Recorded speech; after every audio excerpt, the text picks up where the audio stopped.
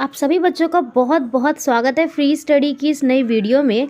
आज के इस वीडियो में हम बात करेंगे BA programme second year 4th semester वाले स्टूडेंट्स के लिए जिनके पास सेक में किसमें सेक सब्जेक्ट में आर्चीव्स एंड म्यूज़ियम है। ठीक है, आर्काइव एंड म्यूज़ियम के बारे में हम यहाँ पे बात करेंगे। इसके हम most important and very very very important question ऐसे डिस्कस करेंगे कि उसका हम थोड़ा सा आंसर राइटिंग भी समझ जाए, साथ में हम मोस्ट इम्पॉर्टेंट क्वेश्चन का भी आइडिया लगा ले कि एग्ज़ाम में क्या क्या और कैसे कैसे पूछा जाता है। ठीक है, लैंग्वेज बेसिकली क्वेश्चन लैंग्वेज को हम यहाँ पर आराम से समझेंगे। तो चलो स्टार्ट करते हैं इस वीडियो को। अगर आप चैनल पर नए बच्चे हो तो और आपने अभी तक हमारा टेलीग्राम ग्रुप ज्वाइन नहीं किया है तो वो टेलीग्राम ग्रुप आप ज्वाइन कर लो। आपको जो भी आपका सिलेबस है, हिस्ट्री का, पॉलिटिकल का, सभी सिलेबस कंप्लीट हो चुका है। सबका आपको प्लेलिस्ट लिंक मिल जाएगा डिस्क्रिप्शन में। अदरवाइज़ आप चैनल पर जाकर के चेक कर सकते हो और टेलीग्राम पर जाकर के भी आप ज्वाइन ज़रूर कर लेना ताकि आपको सभी रिटर्न फॉर्म में नोट्स मिल जाए। और अगर आपके पास कोई डाउट होता है, कोई क्वेरी है तो आप हमसे वहाँ पूछ भी सकते हो। ठीक है, तो सबसे पहले हम बात कर लेते हैं। जो देखो सिलेबस के अकॉर्डिंग इसमें जो था टोटल आपको 3 यूनिट पढ़नी थी। कितनी? इसमें भी आपको टोटल 3 ही यूनिट पढ़नी थी। यूनिट 1 से कौन कौन सा क्वेश्चन इंपॉर्टेंट है ये हम देखते हैं। यूनिट 1 से देखो क्वेश्चन आया तो अभिलेखागार पे बनता है और संग्रहालय पे बनता है। अभिलेखागार के बारे में आप अच्छे से पढ़ लेना कि अभिलेखागार क्या होते हैं, अभिलेख क्या होते हैं। अभिलेख को लिखने वाला ही अभिलेखागार होता है। ठीक है, ये सब चीज़ें आप अच्छे से पढ़ लेना। कितने टाइप के अभिलेखागार होते हैं ये सब। तो अभिलेखागार से आप क्या समझते हो, एक तो ये क्वेश्चन पूछा। अलग अलग यानी कि विभिन्न प्रकार के अभिलेखागारों के बारे में आपको यहाँ पर बता देना है। तो क्वेश्चन बहुत ही इजी है, टू द पॉइंट बात करी गई है। आप बता देना कि अभिलेखागार क्या होता है, फिर कितने टाइप के अभिलेखागार होते हैं। कम से कम 5 से 6 कैटेगरी के यहाँ पर अभिलेखागार है। सारे के सारे आप बता दोगे तो आराम से आपका 18 नंबर का क्वेश्चन कंप्लीट हो जाएगा। ठीक है, नेक्स्ट क्वेश्चन जो आता है वो आता है आपका संग्रहालय से। संग्रहालय और लेखागार यही इंपॉर्टेंट है चैप्टर 1 से, यूनिट 1 से। तो संग्रहालय से आप क्या समझते हैं और विभिन्न प्रकार के संग्रहालयों का उल्लेख करना है। कितने प्रकार के संग्रहालय होते हैं? कुछ वैज्ञानिक संग्रहालय होते हैं, कुछ जैविक संग्रहालय होते हैं। ठीक है, कुछ प्राचीन चीज़ों के प्राचीन चीज़ों की रक्षा के लिए संग्रहालय बनाए जाते हैं। तो इन सभी को आपको यहाँ पर बता देना है। तीसरा प्रश्न आया है, अभिलेखागार, संग्रहालय और पुस्तकालयों के बीच में क्या क्या अंतर होता है। पुस्तकालय कहाँ क्या होती है? जहाँ पे पुरानी टाइम की किताबें संजोग करके रखी जाती है। और संग्रहालय कहाँ होता है? जहाँ पर पुरानी टाइम की छोटी छोटी चीज़ें स्टोर की जाती है। और अभिलेखागार क्या होते हैं कि राजा अपने कौन सी किताब में अपने बारे में लिखता था, जैसे कि अकबरनामा। अकबरनामा एक किताब है जिसमें अकबर के बारे में लिखा है। ठीक है, तीसरा नंबर जो प्रश्न है वो है अभिलेखागार, संग्रहालय और पुस्तकालय के बीच में अंतर बताना है। देखो अभिलेखागार, संग्रहालय और पुस्तकालय के बीच में अंतर आपको बताना है।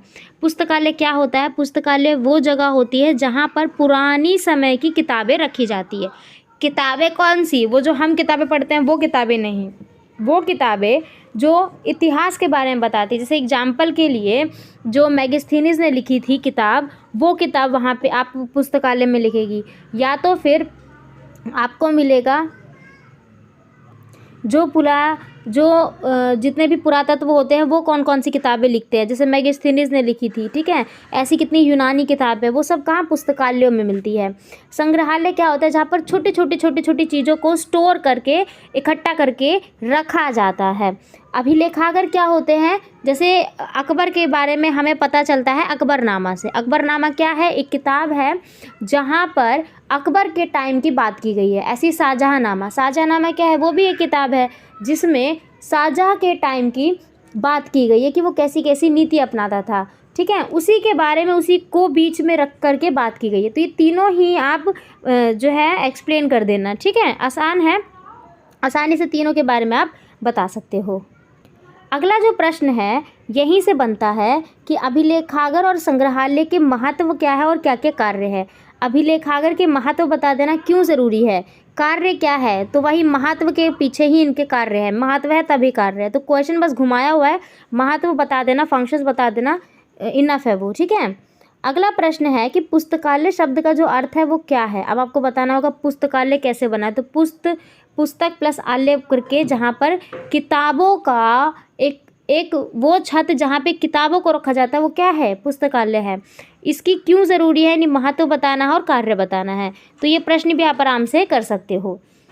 अगला जो प्रश्न आता है इम्पॉर्टेंट क्वेश्चन, वो है यूनिट 2 के चैप्टर 1 से, जिसमें बोला है कि भारत में पुरातात्विक और सांस्कृतिक ज्ञान के विकास का क्या करना है, यहाँ पे वर्णन करना है। भारत में जो पुरातात्विक और सांस्कृतिक ज्ञान के विकास हुआ है, पुरातात्विक का मतलब होता है कि पुरानी चीज़ों की जैसे जैसे जैसे जैसे खोज बढ़ी है, और उसी की वजह से जो हमारा सांस्कृतिक यानी कि जो हमें कल्चर उभर करके आया है वो कैसे डेवलप हुआ। ठीक है। 8वां प्रश्न कि निहित पूर्व ग्रहों को ध्यान में रखते हुए उनके योगदान के मूल्यों का अवलोकन करने में सहायता करें। ये प्रश्न तब आएगा जब एग्जाम में क्वेश्चन बहुत ज़्यादा टफ होगा, पर एग्जाम में डोंट वरी, क्वेश्चन आपको 7-8 मिलते हैं और अटेम्प्ट आपको 4 ही क्वेश्चन करने होते हैं, 4 या 5, इससे ज़्यादा नहीं। अगला जो प्रश्न है वो भी यूनिट 2 से ही है, चैप्टर 1 से यूनिट 2 के। आप अभिलेखागारों को किस प्रकार परिभाषित करेंगे और भारत में जो लेखों का विकास हुआ है वो कैसे है, ये प्रश्न। 10वां प्रश्न, भारत में राष्ट्रीय धरोहर के संरक्षण के रूप में संग्रहालयों की जो भूमिका होती है उसको परिभाषित करना है। भारत में जो राष्ट्रीय धरोहर है, ठीक है, उसकी कैसे कैसे बचाना है, उसको संग्रहालय में कैसे रखा गया, इन सबकी क्या करना है, हमें यहाँ पर रोल बताना है। अगला प्रश्न है कि रिकॉर्ड और दस्तावेज में क्या अंतर है। अब देखो ये इंपॉर्टेंट है, ये एग्जाम में आ सकता है क्वेश्चन। रिकॉर्ड और दस्तावेज में क्या अंतर है, अधिकारियों को रिकॉर्ड और क्षणिक रिकॉर्ड में अंतर बताना है। ठीक है, ये प्रश्न आप यहाँ पे बता सकते हो। ये सारे ही हमने करवा रखे हैं यूनिट 1 और यूनिट 2 में जब करवाया था वहाँ पे। 12वां प्रश्न है कि डिजिटल पुस्तकालय किसे कहते हैं, इसके लाभ और हानियाँ बतानी है। डिजिटल पुस्तकालय बहुत इम्पॉर्टेंट है, साथ में ये बहुत यूनिक क्वेश्चन है, तो आप इसको खुद करोगे ना आए इन सब में से। इन प्रश्नों के अगर आंसर आपको करने में दिक्कत हो थोड़ी सी, ठीक है, या फिर नहीं कर पाओगे, तो आप हमें कमेंट बॉक्स में बताना, हो सका तो हम इसका आंसर राइटिंग के साथ वीडियो बनाएंगे। ठीक है। शाही पूर्व ग्रहों क्या है, शाही पूर्व ग्रहों ने अभिलेखों के जो रखरखाव को प्रभावित किया वो कैसे किया, ये आपको यहाँ पर बताना है। औपनिवेशिक और उत्तर औपनिवेशिक, औपनिवेशिक और उत्तर औपनिवेशिक क्या होती है, औपनिवेशिक यानी कि ब्रिटिश काल, जब ब्रिटिश था, और उत्तर का मतलब है ब्रिटिश काल के बाद का काल। ठीक है, यानी कि स्वतंत्रता वाला आ गया था। इनके माध्यम में जो अभिलेखों का विकास हुआ वो बताना है आपको। अगला प्रश्न, औपनिवेशिक और आधुनिक काल में जो संग्रहालयों का विकास हुआ है वो बता देना है। ठीक है। उसके बाद यूनिट 3 से ये क्वेश्चन आते हैं। यूनिट 3 से पूछे जाएंगे कि अभिलेखों को जो एकत्रित करने और संरक्षित करने की प्रक्रिया है उसको क्या करना है, यहाँ पर आपको उल्लेखित करना है, ये बताओगे। प्रश्न 17 है कि राष्ट्रीय पांडुलिपि मिशन के तहत जो राष्ट्रीय सर्वेक्षण के उद्देश्य हैं और कार्य हैं वो बताओ। तो आपको ये पूरा का पूरा मिशन पढ़ना होगा तभी आप इसको बता पाओगे। वही सेम प्रश्न है। 18वां प्रश्न है कि डिजिटल अभिलेखागार से आप क्या समझते हैं। इससे पहले था कि डिजिटल पुस्तकालय, एक है डिजिटल अभिलेखागार, तो सबको आपको बताना है।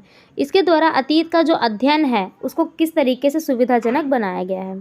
भारत में किसी एक अभिलेख और संग्रहालय के भ्रमण में आपको क्या सिखाया। कभी भी आप किसी म्यूजियम वगैरह में घूमने गए हो तो आपने वहाँ पर क्या क्या सीखा, क्या क्या देखा, ये सब लिख देना, बहुत आसान है।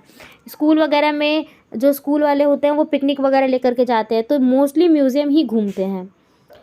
प्रश्न नंबर 20वां है आपका कि भारत के इतिहास लेखन में अभिलेखागारों की जो भूमिका है उस पर निबंध लिखना है। सेम क्वेश्चन रिपीट है, बस कोई लैंग्वेज जो है घुमा दिया है। 21वां प्रश्न है कि प्रलेखन से आप क्या समझते हैं। अभिलेखागारों और संग्रहालय प्रलेखन की प्रक्रिया का वर्णन करना है। यहाँ पे आपको बताना है प्रलेखन क्या होता है, डॉक्यूमेंटेशन। क्या होता है प्रलेखन, डॉक्यूमेंटेशन, यानी कि किसी भी चीज़ को पूरा एक डॉक्यूमेंट बता देना, पूरा पैराग्राफ में बताना, फुल से लेकर के एंड तक पूरी डिटेल बता देना। मान लो एग्जाम्पल के लिए अगर कोई हड़प्पा सभ्यता के बारे में बता रहा है तो हड़प्पा सभ्यता की शुरुआती से लेकर के एंड तक के बारे में पूरा डॉक्यूमेंट के तरीके से बता देगा। और टिप्पणी पे अगर शॉर्ट टॉपिक पे क्वेश्चन आया एग्जाम में तो इस टाइप से आएगा कि मीडिया और अभिलेखागार के बारे में बताओ, राष्ट्रीय संग्रहालय जो है उसके बारे में बताओ, संग्रहालय और अभिलेख के लिए क्या कैसे कैसे प्रशिक्षण होता है ये बताओ, अभिलेखागारों के प्रकार क्या है ये बताओगे। ओके, तो ये क्वेश्चन जो है वो मोस्ट इम्पॉर्टेंट है, वेरी वेरी इंपॉर्टेंट है। होप सो ये सभी क्वेश्चंस आप साथ के साथ अपनी नोटबुक में नोट कर रहे होंगे, जो कि बहुत ज़्यादा हेल्पफुल रहेंगे। मिलते हैं अब अगली वीडियो में। अगर आपको इन प्रश्नों में से किसी भी प्रश्न के उत्तर ना आए तो आप हमें बताना, ठीक है। और कौन कौन से सब्जेक्ट्स के, इसी टाइप से पूरे सिलेबस का निचोड़ निकाल करके सिर्फ इम्पॉर्टेंट क्वेश्चन हम आपको बता दें, ये भी आप बता सकते हो। तो इस वीडियो में इतना ही। अब नेक्स्ट वीडियो में मिलते हैं। Thanks to being and thanks for watching.